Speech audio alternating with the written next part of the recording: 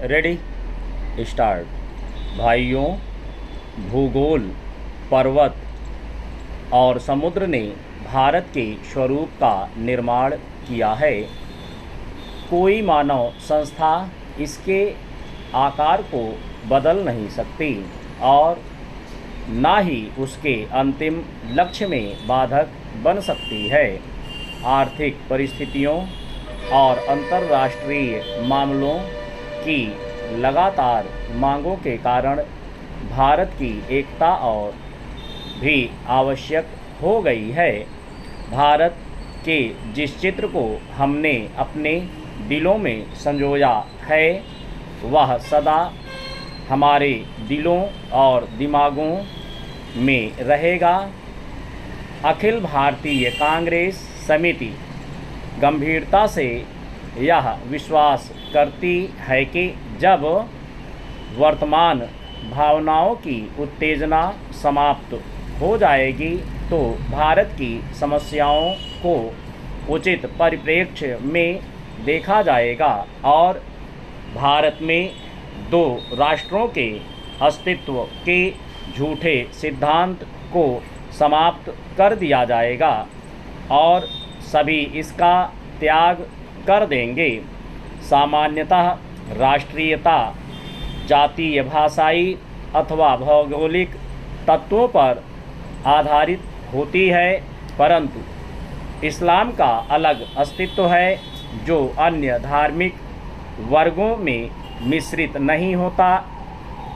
55 वर्ष की स्वतंत्र धर्मनिरपेक्ष राष्ट्रीयता के बाद आज भी कई जिम्मेदार मुस्लिम नेता दावा करते हैं कि मुसलमान अलग राष्ट्र है।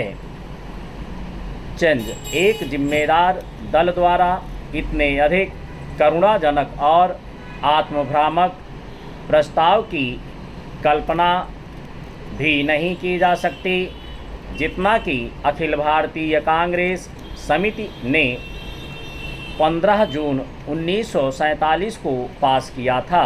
सभी नेता थक चुके थे और बूढ़े हो रहे थे।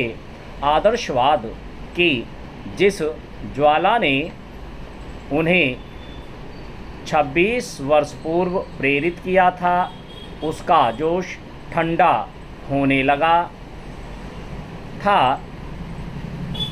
कांग्रेस का विकास सदा ही बदलते नेतृत्व के माध्यम से हुआ था, परंतु पिछले 25 वर्षों में वही नेता कांग्रेस की सत्ता संभाले हुए थे।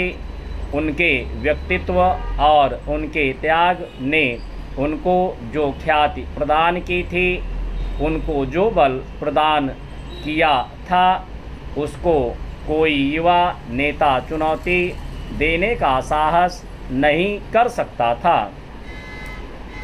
विभाजन के विरोध में केवल एक ही स्वर था और वह था गांधी जी का, परंतु वे भी बहुत बूढ़े हो गए थे और उनका स्वास्थ्य भी ठीक नहीं था। उन्होंने अखिल भारतीय कांग्रेस समिति से प्रस्ताव स्वीकार करने के लिए कहा।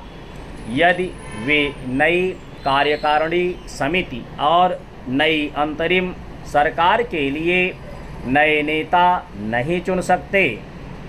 प्रस्ताव को पहले कार्य समिति ने पास किया। गांधी जी से विशेष रूप से प्रार्थना की गई थी कि वे उपस्थित हों और सभा को संबोधित भी करें। लेखक अखिल भारतीय कांग्रेस समिति की बैठक में उपस्थित था। गांधी जी का भाषण स्पष्ट रूप से उनके दुख का द्योतक था।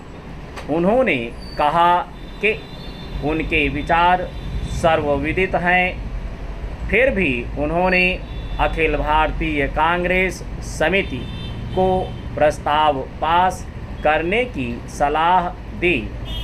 उन्होंने कहा कि अखिल भारतीय कांग्रेस समिति को इसे रद्द करने का अधिकार है, परंतु किसी ने इसका उत्तर नहीं दिया।